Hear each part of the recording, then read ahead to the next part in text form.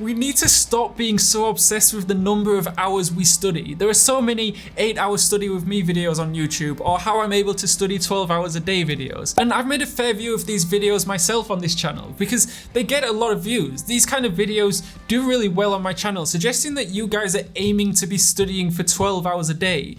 But for this video, I really want to get across that focusing on the number of hours that you study a day is generally the opposite of studying smart, because when you're focusing on the number of hours you need to study that day, you're more bothered about reaching that time goal rather than the real goal of studying for your exams. So you get a higher grade, right? That's the aim. You want to achieve a higher grade.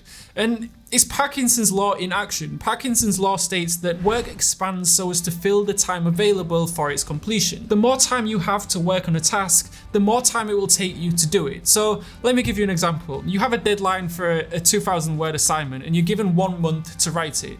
Now I'm curious how many of you would actually start writing that assignment on the first day that you get it, and how many of you would leave it until the last week of the deadline, and I bet even some of you might even wait until the last 24 hours before the deadline before you start it, right? And actually, in my first year of university, I would start that assignment pretty much straight away, on the first day or second day, something like that.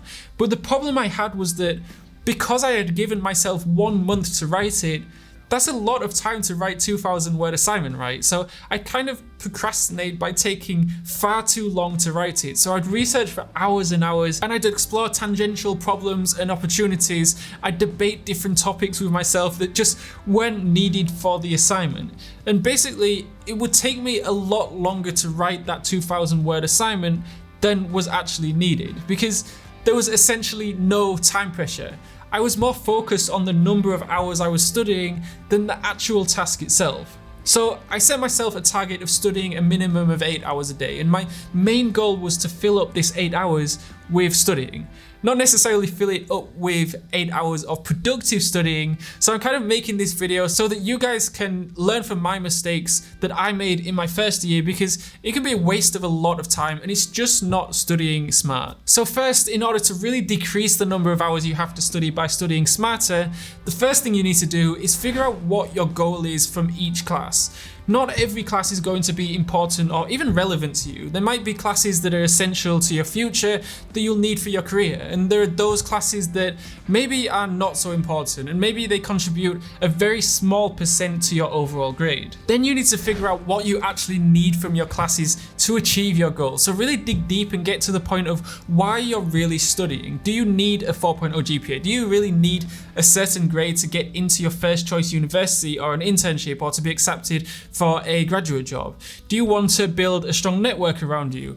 You need to really sit down and figure this out, because something like I want to learn more is not really specific enough. We all want to learn more. We can take free classes and read books. There is almost endless amount of information we can read and watch online, but why specifically are you spending thousands of dollars on your education? So narrowing down your main 1 or 2 goals is incredibly important, but I can't cover it all here. You can check out the Transform Your Grades course. There's a link in the description. I launched the course a few months ago, and it has a workbook, productivity planner, lectures, quizzes, exercises, a private community, and one-on-one coaching from me. It really is everything you need to transform your grades in one package, and there's a 50% promotional offer, again in the link in the description below. Check it out. So the next step is to figure out the least amount of studying you need to do. Now this is not coming from a place of being lazy, but it's coming from a place of efficiency.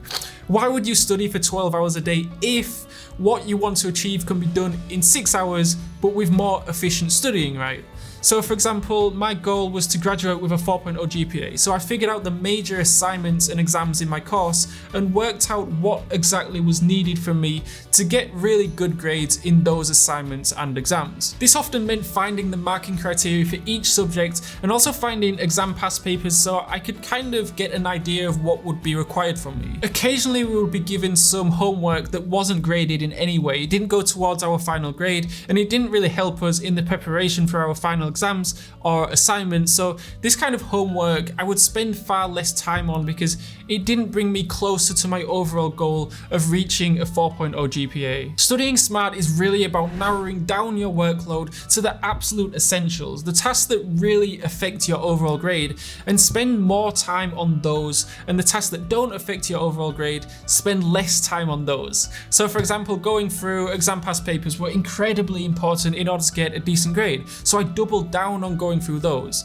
On the other hand, reading every word of a thick textbook was more or less a complete waste of time, so obviously I didn't do that. I go through this topic in more detail in a video I made recently, How I Study Smarter Not Harder. You can click on the pop-up banner right up there to watch it. I think what I really want to get across in this video, because I don't think I've talked about it enough, is to understand that your studying will expand to fill the time that you give it. So if you give yourself 12 hours to write an assignment, you'll probably use that entire 12 hours by writing an assignment. Not only that, but if you can write it in 2 hours, but you give yourself 12 hours, you'll probably be studying relatively slowly because you know you've got loads of time to do it in.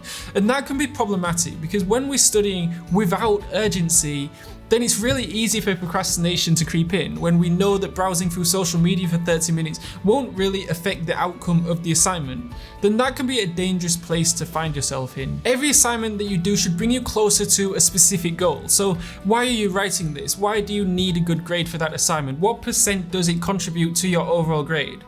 The second thing is pseudo-studying. It's a real thing. Again, I've not really talked much about pseudo-studying on this channel, but it's basically where you're tricking yourself into thinking that you're studying, but you're not really studying. So you might be reading a textbook, but you're kind of reading it lazily. You're not really processing the information, so you're just kind of wasting your time. It's the complete opposite of studying smart. Instead, you need to study actively. So ask yourself questions, summarize your notes, things like that. And studying actively is maybe the single most important thing when it comes to studying smarter. Again, I go through it in great detail in the Transform Your Grades course, link in the description below. Now, I'm going to contradict myself here. I talk about making studying fun quite a lot, which is important. It's very important to make your studying engaging. In the video I made on 13 ways to make studying more fun, I talk about watching YouTube on your subject and watching documentaries and things of that nature. But if you really want to cut down the number of hours you're studying, then you need to make your studying more focused than that. So extra work that you're doing such as this, that is not bringing you closer to your overall goal, is probably not worth doing. So studying for 12 to 14 hours a day is just not needed for probably more than 95% of you, unless you're in an ultra competitive med school or something similar. If you're studying for 12 to 14 hours a day, then it probably means that you need to revise your goals and study more efficiently. Where can you shave time off? Where are you allocating time where you shouldn't be? Where are you studying where studying isn't necessary? If you're studying 14 hours a day, it means that you have 10 hours a day to do everything else. So let's say you have 8 hours a night to sleep, right? Which is about what you should be getting. So now you have 2 hours in the day to do things like showering, commuting, grocery shopping, cooking, that kind of necessary thing that you need to do to stay alive, right? But the problem here is that you've now run out of time to do the things that are not essential for staying alive. So things that are still important, like exercising and occasionally socializing. So studying 14 hours a day, in my opinion at least, is just not a sustainable long-term strategy. And if you can do it long-term, you'll be sacrificing other areas of your life that you might regret later on. So this whole video in a nutshell, focus not on the hours that you study, but on the tasks that you complete, and make sure those tasks are taking you closer to your overall goal. I made a video recently on how I plan my day to encourage studying smarter, not harder. You can click on the video on the screen, and I also made a kind of motivational video / study advice video called D grade students versus A grade students. You can click on the video on the screen to watch that, and whichever video you choose, I'll see you over there.